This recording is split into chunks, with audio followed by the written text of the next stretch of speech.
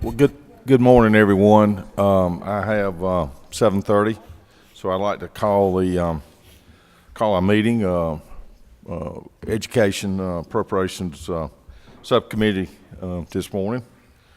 Thank all my members for being here. I know the weather's was hard to get here and early, so thank y'all for being here. And we will start with the tracking sheet, section 22, early care learning. There no changes.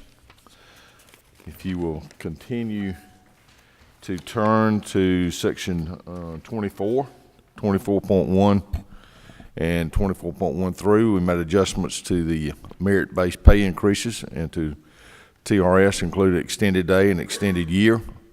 On line 24.1.6, we added 2 new young farmer positions for Newton and Fannin counties, and at $75,000 each. And on line 24.1.7, we annualized the $35,000 adjustment from admitted FY17 for program administration. If we continue down to 24.4.6, central office, we transferred funds to non-QBE formula grants and are providing funds for, and then on line 24.4.7, we're providing funds for 2 new statewide PBIS trainers. These trainers provide support to school climate specialists funded through the RESAs. On line 24.6, communities and schools, we increased funds to local affiliates by $25,000 there.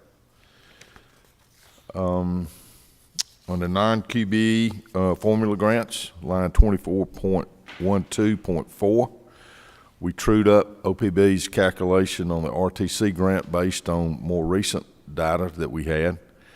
And under non-QBE, line 24.12.5, you'll see the transfer from central office. We just mentioned $125,000 for 1 program manager for the residential treatment center facilities.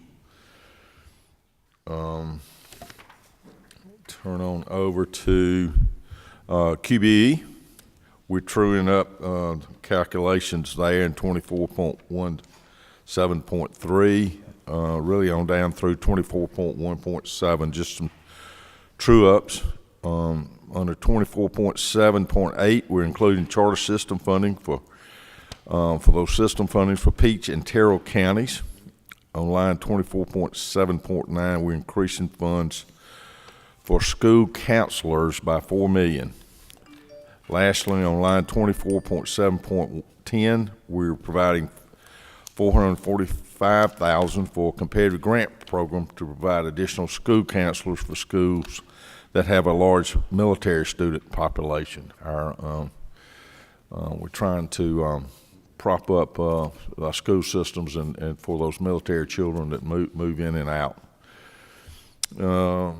Under the RESAs, line 24.18.3,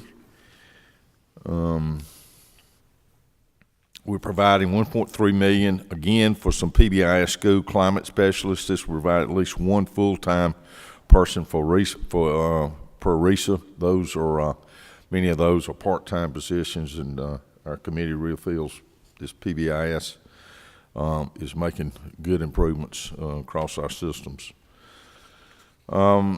Technology and career education lines, 24.22.1 and 24.22.3, we're just in merit pay increases in TRS to include extended day, extended year, just as we did in ag education previously.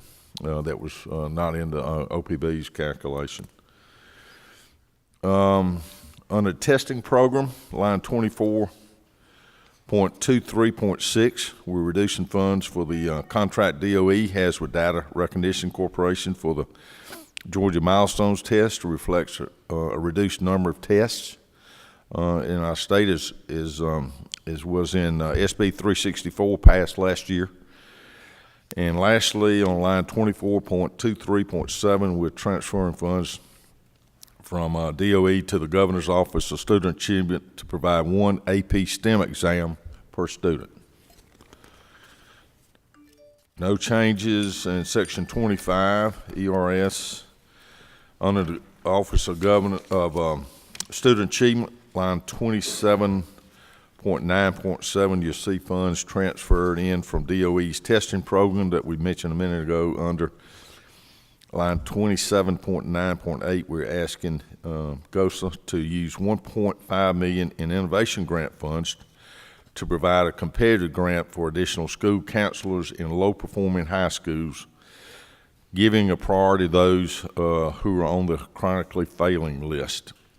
And lastly, line 27.9.9, we're asking GOSA to continue to provide grants to local school systems to increase rural participation in AP STEM courses.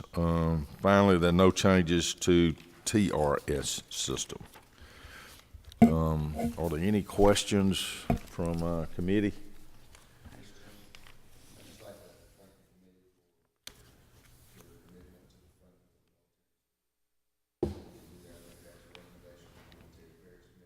It was.